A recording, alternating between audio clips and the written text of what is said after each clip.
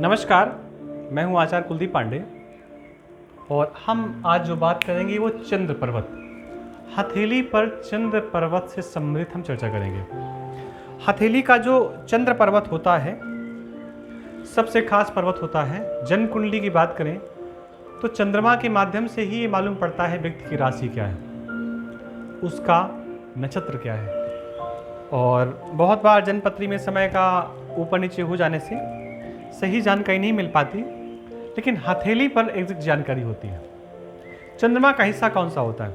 उदाहरण के रूप में ये आपकी हथेली है, अंगूठा, अंगूठे के अपोजिट दिशा में जो ये वाला हिस्सा होता है इसे चंद्रमा का हिस्सा कहते हैं। और ये जैसा होगा वैसा ही व्यक्ति का स्वभाव होगा, उसका मन होगा, उसकी सुंदरता होगी।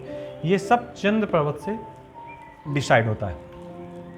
लेकिन अब देखिए, चंद्र पर्वत आपका उठा हुआ है तो व्यक्ति वाणी में प्रवीण होगा, बुद्धिमान होगा, निश्चित होगा, इसमें शक नहीं है।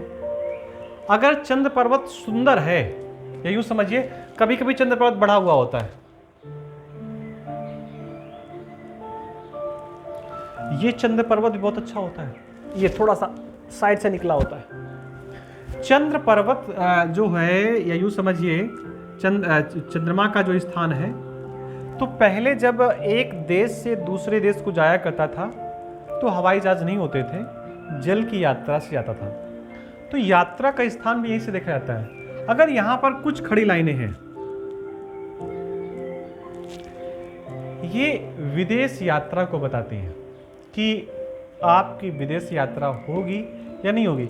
लाइनें ऐसे खड़ी लाइनें ये बताती हैं कि कितनी बार आप विदेश यात्रा करेंगे। अब ये चंद्र पर्वत से पहले देखते थे, क्योंकि आज भी देखते हैं, क्योंकि व्यक्ति पहले जल के माध्यम से जाता था और चंद्रमा जल का स्रोत है, इसको जल का स्रोत माना जाता है। अच्छा, जल का स्रोत, जल अच्छा कब लगता है? जब साफ हो, सुथरा हो, उस पर गंदगी ना हो तो जल अच्छा लगता है। अब समझिएगा, बहुत बार लोग हाथ दे करके बता देते हैं कि जल में डूबने का योग है। अब ये कैसे बता देते हैं? ये चंद्र पर्वत है आपका, इतना, ये पूरा हिस्सा, अगर इसमें क्रॉस का निशान है,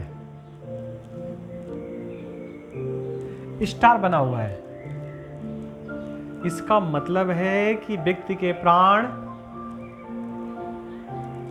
जल में निकल सकते हैं। एक बात और बताएं, अगर ऐसा बना हुआ है तो आप किसी को भी देख करके कह सकते हैं कि आपको तैरना नहीं आता। जिसके निशान होगा उसको तैरना नहीं आता है, पानी से बड़ा डर लगता है। अगर ऐसा निशान है और व्यक्ति ऊंचाई पे खड़ा है, घर की ऊंचाई पे भी खड़ा है और नीचे झांक रहा है, उसको हृदय पे कंपन होने लगेगा, डर लगने लगेगा। ये चंद्रमा में ऐसे निशान का प्रभाव है। लेकिन अगर यहाँ पर स्क्वायर बन जाए तो आप ये कहते हैं जल में डूबेगा? नहीं डूबेगा, पक्का डूबेगा। लेकिन स्क्वायर होने की वजह से कोई न कोई उसे मिल जाएगा जो बचा लेगा, उसके प्राण नहीं जाएंगे, लेकिन डूबने का भय उसके ऊपर बना रहेगा। अगर ये इस प्रकार के निशान होते हैं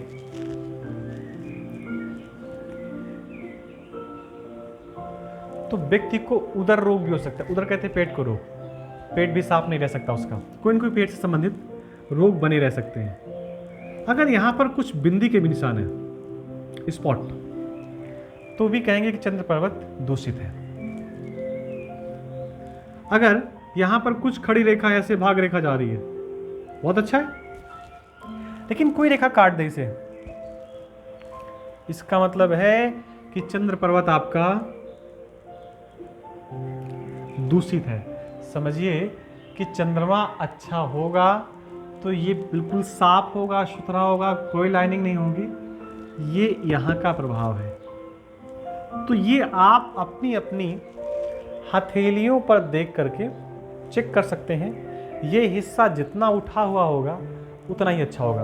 अच्छा, चंद्रमा क्या है? मन का कारक है, मस्तिष्क का कारक है, सोच का कारक है, बुद्धि का कारक है।